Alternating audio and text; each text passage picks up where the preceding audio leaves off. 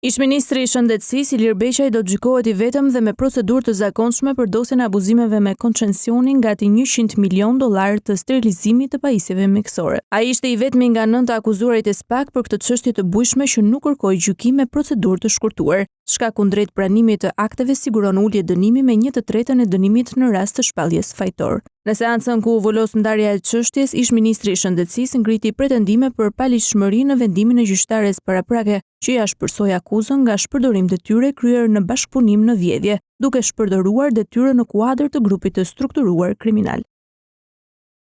Ne nuk kemi sekonda. Jeta jon nuk është sekonda për gjykim të shkurtuar. Akuzohen për vjedhje, por s'ka shifër. SPAK nuk ka bërë arsyetimin akuzës së re, që e pranoi nga gjykata. Vazhdimi i këtij procesi gjyqësor nuk është gjë tjetër veçse vazhdimi i inkuizicionit ndaj meje.